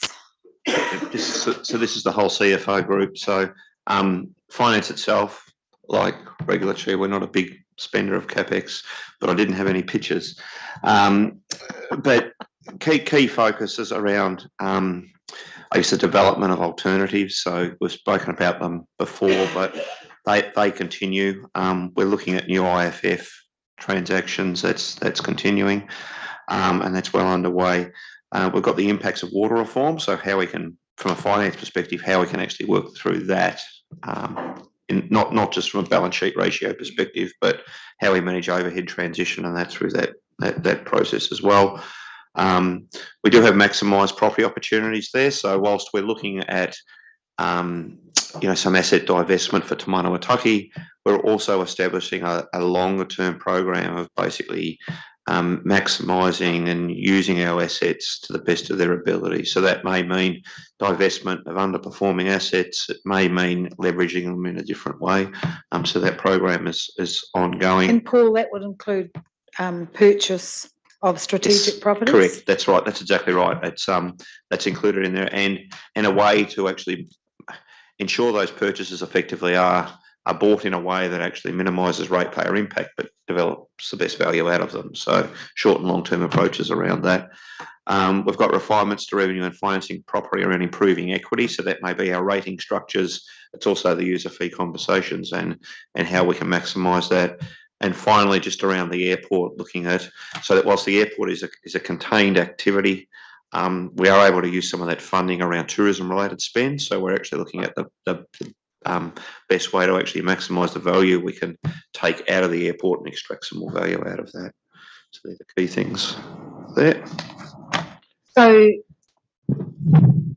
and I raised it with BVL earlier today. So with the IFF, we moved it from a property development fund to a transport development fund. Are we now looking at funding some of that community development through IFF, using that legislation in a different way? Because you think of that massive investment into Memorial Park, and if we had a network, I mean, BVL obviously in their capital program have aquatics right across the city. So are we looking at something like that to help? Because the next steps I see are refining this program. We've got to take 100 million out. Now that might not necessarily be out of the delivery, but it might be out of the finance by using some different tools.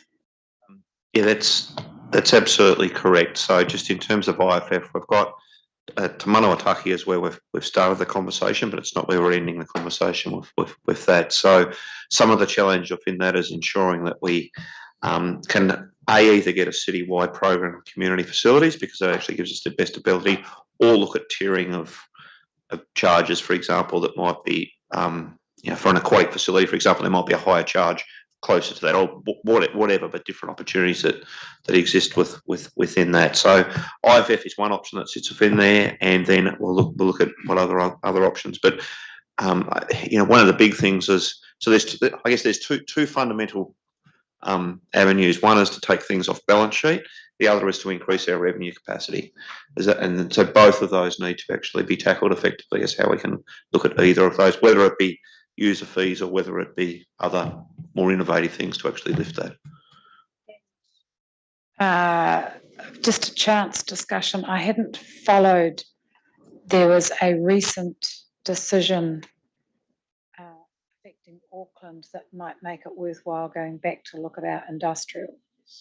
We're aware of that decision, and it's changed the way basically the courts will look at the application of the LGA in terms of setting rates. So we're working that through in terms of what implication that might mean for some of our rates. Yep. Perhaps if we could go back to that slide there, slide 13. Because I think, Madam Chair, you mentioned the fact that we need to take 100 out. It's actually reworking the LTP, not necessarily taking that 100 out, but making sure that we can fit it in over the term of the 10-year program, because essentially a lot of it, so much is loaded at the front end. So I think you described it, Stephen, that essentially the blue line above the red needs to somehow find its way under that red over the duration of the long-term plan, without compromising, I think, the front end of the program too much. Just the other thing that I would add is that through this process, we've already taken, just looking at Susan, but 2.9 billion into the second 10 years of the 10-year plan, which doesn't make any sense, I know. So the more capacity that we can actually lift, particularly through that back 5-year period, the more the ability to bring some of that back and get it done. The earlier we do it, the cheaper it is to do it. So yeah. So basically, what we've gone through with you all is where you've got to in that reduction. So some you've pushed out beyond the 10 years. I mean, there hasn't been a lot that you would push out that you would push out altogether. Everyone we've questioned is well and is reasonable and needs doing. So I guess Yeah, that chart, just so I'm clear, all of the projects that we've just walked through make up that chart. Most of those projects were the first 1 to 3 years that they're focused on in terms of what the So the activity large other projects are all of those other projects that we've been told about today. There are some projects we've gone through today that sit in the other still. Yeah. But Is there anything in there that we haven't gone through today that can be deferred? that's the piece that, so executive had time eye on Thursday. And that's part of actually working out of those in those first 2 to 3 years, what we can come back to you with saying is that these are the most, we think are the most applicable to put out a little bit longer, and the implications of what that would be. so. Just to get my head straight, this starts in financial year 25, which is actually 24 to 25. Yeah, okay. So actually, that year is not too bad. It's actually the second year that's the really hard one. But there may well be some adjustment in those other. That might not be all taking all the blue and slicing it and moving it. It might be some of the other. Okay, so that's the next step, isn't it? To try and the executive needs to go away and try and smooth that. At the same time, you're looking at different ways of some funding and finance. We're going through to the last one. Yeah. Yeah, and of course there's a closer look at the operational budgets as well. Obviously, if we change our capital budgets, the operational budgets will adjust accordingly. There's also, I think, the idea of the organisation. We've grown significantly over the last 3 years, and we need to make sure that we are the right size to deliver the right program. And so we're just taking a closer look at our recruiting processes at the moment, just to make sure that we don't recruit as if the program was going to be much larger than the one that we're developing for this long-term plan. So we'll just take a very cautious approach to that at this stage. Yeah. So my understanding was that at this stage we've got something like 120 odd vacancies. That's correct, yes. And so you're proposing, even at this stage, to sort of have a close look at that? Yep, I think it's a prudent step just to go through and have a look at all the vacancies we have at the moment and understand what we were actually recruiting them for, whether it was something current or whether it was something for the future that might not necessarily exist there. Okay. Fair enough. Well, that's reasonable. Just a question. So on that graph we had up, looking at the 10-year program and smoothing everything out, overall, what are we looking at in terms of the overall quantum of the 10-year program? Was it about 5.5 or? No, so excluding waters, 3.3 or 3.2 to 3.3? Yep. is equivalent approximately to a 5 billion with waters. Yeah.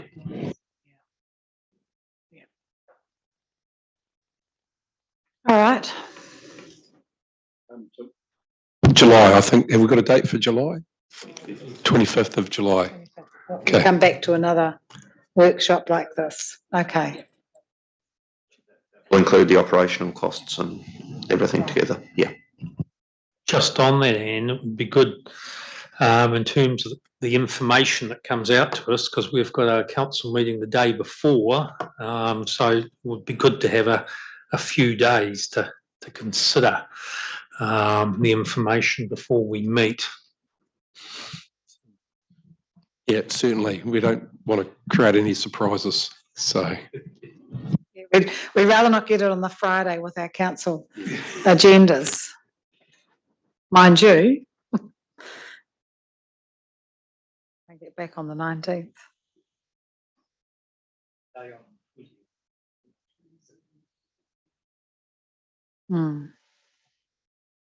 Yeah, okay. All right. All right, well, I don't think there's much more we can do today, except say thank you. There's a lot of work that's gone into this, our finance team, particular, working all the magic. You just don't manage to get any more revenue in there somehow. No, it's only, no, you can't do it. We have to make that decision. So you take that away. So when you come back, we're expecting that we'll have. So are you going to discuss with us at any stage between now and then some of those major projects that are going to be deferred? So I just think of that Cameron Road discussion, where we really need to actually hash through discussion about what's going to be acceptable and what's not. I just worry that come back on the 25th and it's all done and dusted. No, look, it would be good to have another thrash through some of that when you've got your head around some of that. Yep. So the executive got a time set aside on Thursday to pick up from here and to try and work the program to the next level. After we've done that, we'll provide that information to you, and then you can feedback to us whether or not we've got things right or whether we need to adjust before the workshop. One thing we didn't mention, and Sarah, you might want to talk about this, is the fees and charges and the issue that currently exists around the building consent. I think it might be in particular building consent and resource consent, the cost of that and how much the user is paying at the moment and how much the ratepayer is subsidising. Do you want it? Because I think in order for us to get user pay on this, we'll need to increase our fees. Yes, so we've been, Catherine's been helping us with understanding what the deficit will be through the long-term plan, both for, I think, the critical areas of building services as well as animal services. And while we might be relatively consistent with other councils across New Zealand, there will be a deficit in those years. So we need to look at what would be a reasonable approach to increasing those fees and charges, for potentially animals. When we look at some of those sums, it would be quite considerable, and so there's a decision around whether that's reasonable or not. But we're doing that analysis now. We've got somebody that we have been using to do some work with us on some other regulatory matters, is kind of breaking down all of the detail around what fees generate, what revenue, and how we can tweak those. Barbara, you're going through a similar exercise with all of your facilities as well, and so again, it seems that we've been lagging behind and haven't been great at collecting and charging for a whole range of different facilities that we offer. And I know, Barbara, that you're working closely with Malcolm on that.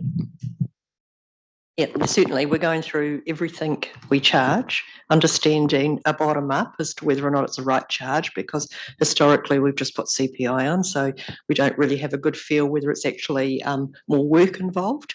And also we're now doing a comparison with other metro councils to see what we aren't charging for that we could and others do. So yeah, it's, hoping that it's going to be a really comprehensive look at what we can charge for. I've already got the first draft from Malcolm Gibb, who's helping us do that work. So I don't have an exact time frame, but it should be able to bring something back pretty soon.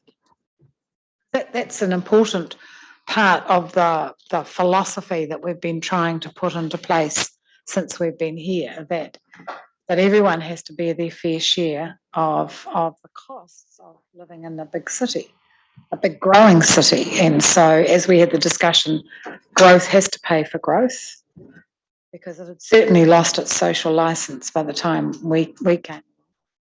And that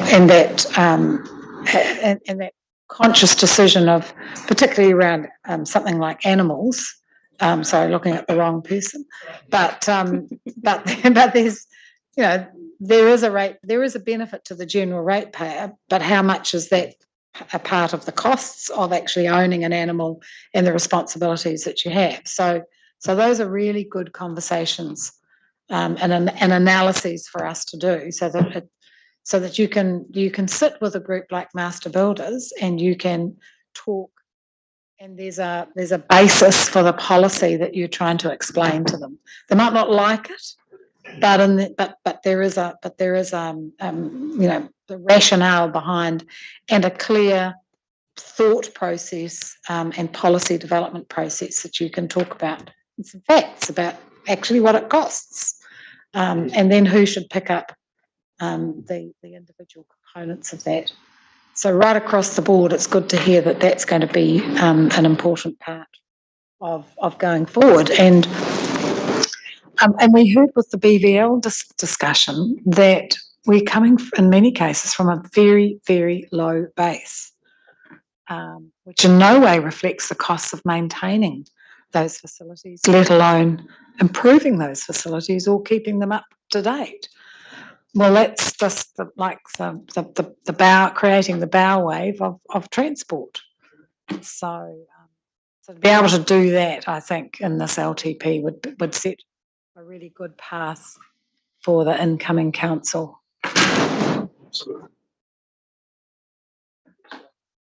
Great, thank you very much. Thank you. Yeah, and thank you, Sarah, too, for the dog registration letter last week. Okay, very informative. Okay, very happy to pay the dog registration for the services that you're providing. So, did you get a letter explaining the costs? Yeah. Roger. I know he's not flavour of the month, but Meng Foon, I think I've said before, used to do his cup of coffee at the rates time and would explain, what you pay for a cup of coffee and actually what it buys you in council services. And it was quite exceptional when you actually, I think in those days coffee was $3 or something for a cup in the downtown, but actually what you got out of council for $3 was a hell of a lot. I just forgot that.